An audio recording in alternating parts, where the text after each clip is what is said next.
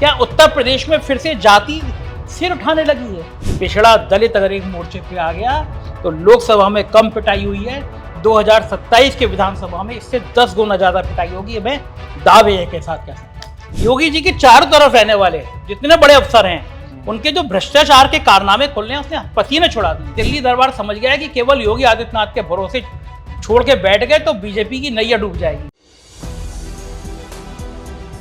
नमस्कार दोस्तों, कैसे हैं आप लोग? उम्मीद है आप सभी अच्छे होंगे।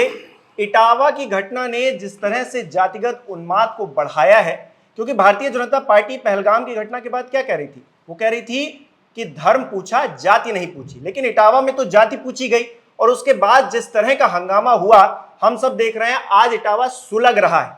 इसके पीछे वजह क्या है और आखिरकार उत्तर प्रदेश में हो क्या रहा है, इसके बारे में चर्चा करेंगे। संजय शर्मा जी हमारे साथ मौजूद हैं, संपादक हैं। बहुत बहुत स्वागत है सर आपका। किस तरह से सर देखा जाए कि इटावा के अंदर कथावाचकों के साथ धूर्तता की गई एक तरह की, और उसके बाद आज इटावा सुलग रहा है? क्यों आखिरकार इस तरह का उन्माद वहां पर फैला हुआ है और इसके पीछे क्या सरकार वजह है? क्या भारतीय जनता पार्टी की जो सियासत पिछले कुछ सालों में रही है, क्या वो वजह है? देखिए, अब ये कहा जा रहा है कि एफआईआर भी हो गई है कि इन्होंने अपनी जाति छुपाई। एक आधार कार्ड निकाल के ले आया गया है कि इन्होंने अपनी जाति जो है छुपा के ये कथा कर रही थी। मेरा बड़ा सवाल ये है कि उत्तर प्रदेश के नहीं पूरे देश के हालातों में जाति छुपाने की जरूरत क्यों पड़ रही है? क्या मंदिरों में दलित जा नहीं सकता? क्या कथा कोई पिछड़ी जाति का व्यक्ति कर नहीं सकता? ऐसे कौन से हालात हैं कि पिछड़ी जाति या दलित जाति को अपनी जाति छुपानी पड़ रही है? समाज के लिए मूल में तो ये है।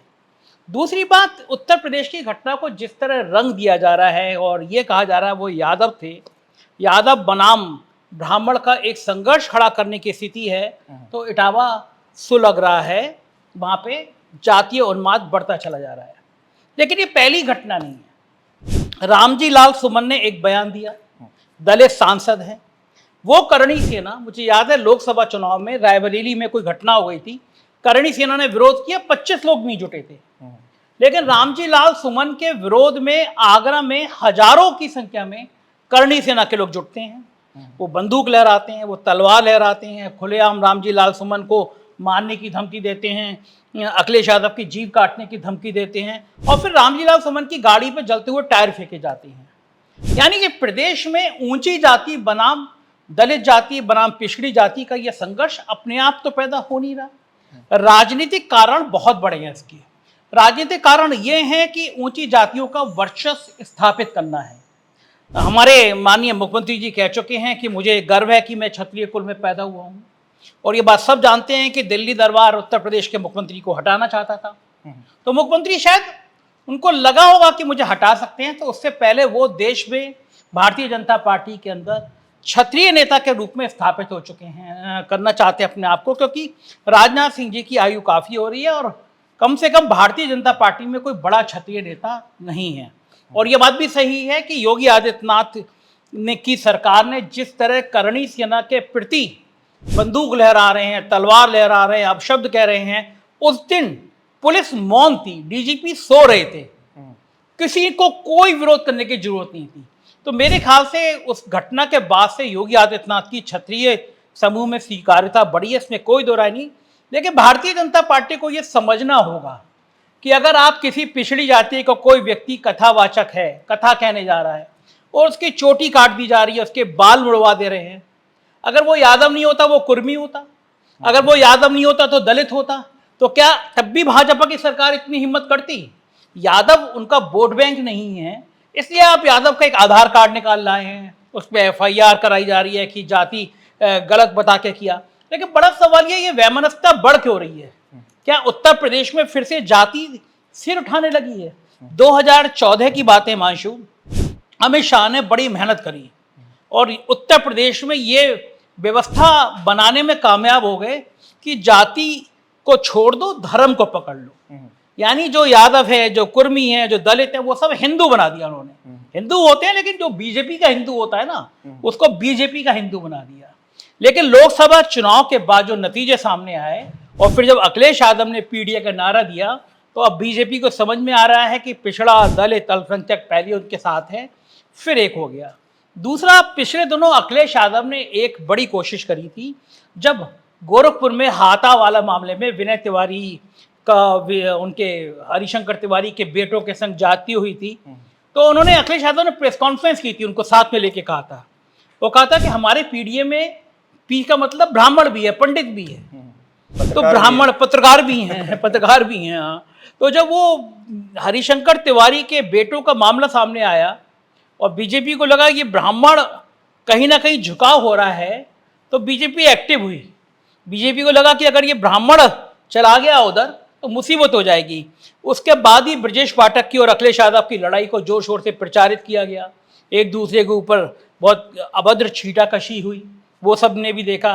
लेकिन बीजेपी जानती है कि ब्रजेश पाठक के अलावा कोई बहुत बड़ा ब्राह्मण चेहरा है नहीं, और अगर ब्राह्मण का रुझान थोड़ा भी समाजवादी पार्टी की तरफ हो गया तो कहीं नुकसान हो जाएगा।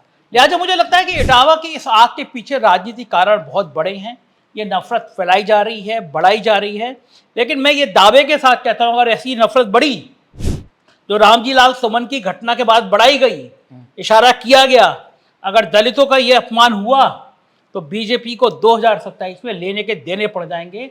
पिछड़ा दलित अगर एक मोर्चे पे आ गया तो लोकसभा में कम पिटाई हुई है, 2027 के विधानसभा में इससे 10 गुना ज्यादा पिटाई होगी। मैं दावे के साथ कह सकता हूँ। अच्छा, मुझे ऐसा लग रहा है कि 2024 के बाद हालात ज्यादा बदले हैं, क्योंकि उससे पहले धर्म की राजनीति ज्यादा हावी थी कि हिंदू मुसलमान कर दो और अपना पॉलिटिकल फायदा लो और साइड में हट जाओ। लेकिन अखिलेश यादव क्योंकि पीडीए का फॉर्मूला ले आए और वो कितना हिट रहा, 37 सीटें जीत गए, भारतीय जनता पार्टी औंधे मुंह आधी हो गई। अब भारतीय जनता पार्टी को लगा कि धर्म नहीं चल रहा है तो फिर जाति चलाओ, क्योंकि पीडीए का फॉर्मूला अगर सक्सेसफुल रहा तो 27 में सरकार बन जानी है समाजवादी पार्टी की। तो उन्माद फैलाओ इन जातियों के बीच में। इसीलिए पहले ठाकुर और ब्राह्मण वाला सिस्टम जो है हम बहुत दिनों से सुन रहे थे, उसके बाद अब ये यादव को भी वर्सेस कर दिया है कि ब्राह्मणों के वर्सेस कर दो तो इनको जो है मौका ना मिले। तो समाजवादी पार्टी को रोकने के लिए सियासी तौर पर क्या ये समाज को सुलगाने की कोशिश भारतीय जनता पार्टी कर रही है? तो हमने बहुत ही सवाल पूछा हिमांशु। 2024 का जो चुनाव था, उस चुनाव में हर आदमी ये कह रहा था कि भाई एक तरफा चुनाव है, राम मंदिर का उद्घाटन हुआ था, हर तरफ लहर थी, लोग कह रहे थे तो कोई चुनाव है ही नहीं। एक बहुत बड़े चैनल पर मैं देख रहा था, वो कह रहे थे इंडिया गठबंधन को 2 सीटें मिलेंगी, एनडीए की प्रचंड लहर है। उसी दिन मैंने स्कॉर्पियन पे शो किया था और मैंने कहा था कि ऐसा ना हो इंडिया गठबंधन आगे निकल जाए एनडीए से। तो लोगों ने मजाक उड़ाई थी कि अरे ये कैसी बातें कर रहे हैं, और नतीजा वही हुआ कि इंडिया गठबंधन आगे निकला। आपने 4PM का रिकॉर्ड में ही आप सोच उठा के देख लीजिए। कारण यह था कि वो राम मंदिर जिसके दम पर बीजेपी हवा भर रही थी, वो अयोध्या हार गए।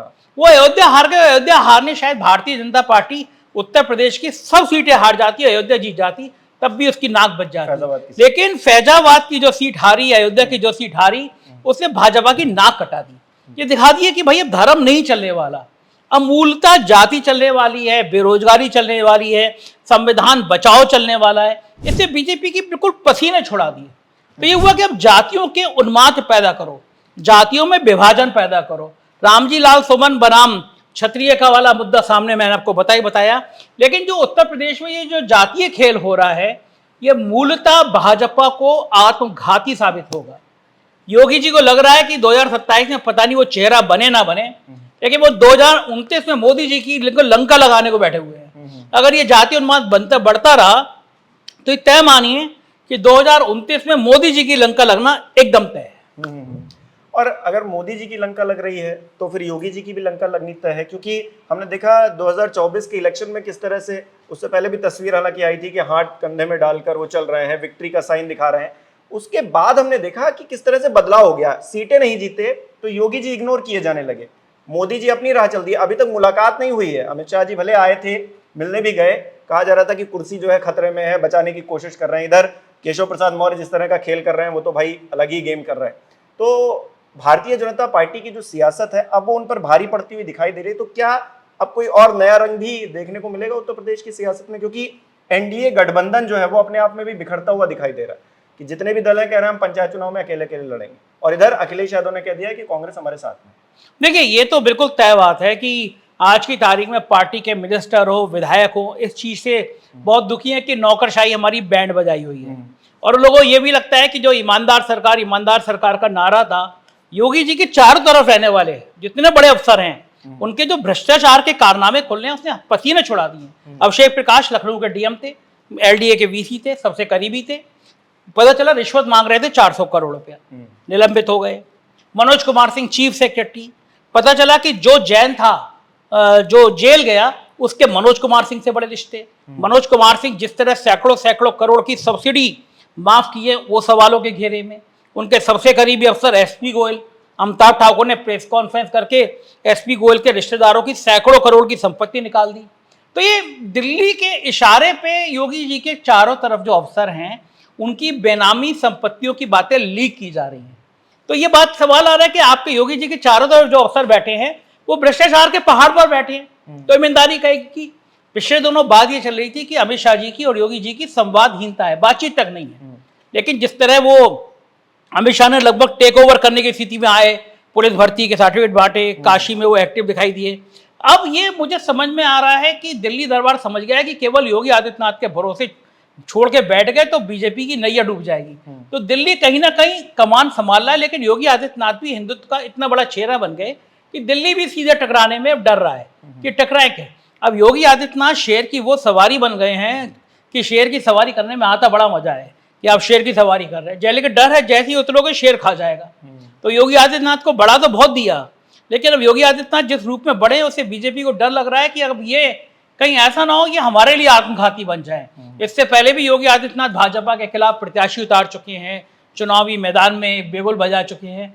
तो जाहिर है कि अभी खेल बहुत सारे बाकी हैं उत्तर प्रदेश की राजनीति में, लेकिन ये जातीय उफान जो आ रहा है ये बहुत खतरनाक होने वाला है। बिल्कुल, पहले धर्म में बांटो फिर जाति में बांटो। तो ये जो नया खेल सियासत अपना दिखा रही है उत्तर प्रदेश के अंदर, ये कहीं ना कहीं सही तो नहीं कहा जा सकता, क्योंकि इसमें आम आदमी पिसता है। अगर कथावाचक के साथ इस तरह की हरकत की गई है तो क्योंकि मैं भी ब्राह्मण समाज से आता हूं, सर भी ब्राह्मण समाज से आते हैं, लेकिन हम इस बात की निंदा करते हैं कि एक व्यक्ति के साथ में इस तरह की घटना किस तरह से हो जाती है, सीएम योगी आदित्यनाथ के रहते हुए, जो खुद ही एक संत है, और उनके रहते हुए मतलब कहा गया कि स्त्री मूत्र तक छिड़क दिया गया। मतलब इससे ज्यादा बेशर्मी और क्या हो सकती है। और उसके बाद तनाव की स्थिति इटावा में बनी हुई है, और ये सब कुछ किया जा रहा है सियासत का। और भारतीय जनता पार्टी ने जिस तरह की सियासत उत्तर प्रदेश में की है, देश में की है, उसी का ये हाल है। अब आप ही बताइए कमेंट करके कि आप इस पूरे विषय को किस तरह से देखते हैं, और आपने अगर चैनल सब्सक्राइब नहीं किया है तो वो भी कर लीजिए। बहुत बहुत धन्यवाद।